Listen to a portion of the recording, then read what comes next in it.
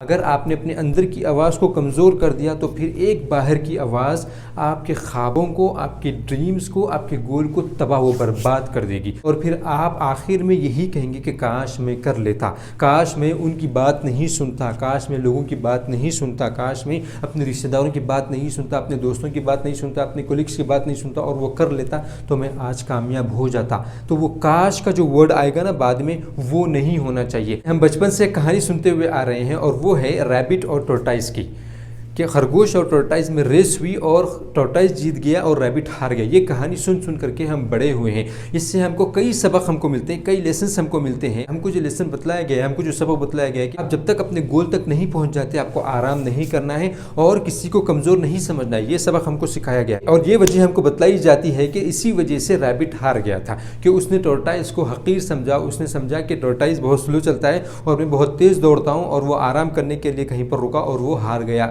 وہ سو گیا اور وہ ہار گیا، رائٹ؟ ہم کو یہ بتلایا جاتا ہے، لیکن اس کی اصل وجہ کیا ہے آپ کو پتا ہے؟ آپ یوٹیوب پر یا انٹرنیٹ پر جائیں اور سرچ کریں ریبٹ اینڈ ٹورٹائز ریس۔ ایک ریئل گیم کھیلا گیا ہے ریبٹ اور ٹورٹائز کے درمیان میں، یعنی ان دونوں سے ریس کروائی گئی ہے ریئل میں۔ یہ جاپان یا چائنا میں کہیں پر ہوا ہے یہ۔ تو جب وہ لوگ ریس شروع کیے تو حقیقت میں ٹورٹائز جیت گیا اور ریبٹ ہار گیا۔ جب وہ گیم کھیلا جا رہا تھا تو اطراف میں بہت سے لوگ کھڑے ہوئے تھے، بہت سے لوگ اس گیم کو دیکھ رہے تھے، اور وہاں پر بہت زیادہ شور تھا۔ سب لوگ یہی کہہ رہے تھے کہ ٹورٹائز جیت جائے گا اور ریبٹ ہار جائے گا۔ تو آپ اس ویڈیو میں دیکھنا کہ ریبٹ لوگوں کے شور کی طرف اپنا دھیان لگا دیا، وہاں پر وہ ٹھہرا تھا، چلتا تھا اور پھر وہ لوگوں کو دیکھتا تھا، چلتا تھا اور لوگوں کے شور کو سنتا تھا، لوگ کیا کہہ رہے ہیں، لوگ کیا کر رہے ہیں، وہ دیکھتے رہتا تھا وہ۔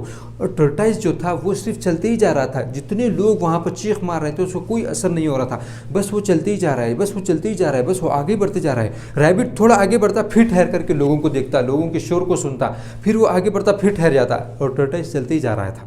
اور آخر میں وہی ہوا جو ہم کہانی میں سنتے تھے کہ ٹورٹائز جیت گیا اور ریبٹ ہار گیا۔ ریبٹ بھی قریب آ گیا تھا اس لائن کو کراس کرنے کی، لیکن وہ لوگوں کے شور کو سنتے جا رہا تھا، لوگوں کے شور کو سنتے جا رہا تھا اور ٹھہرتے جا رہا تھا، اور ٹورٹائز چلتے گیا اور وہ جیت گیا۔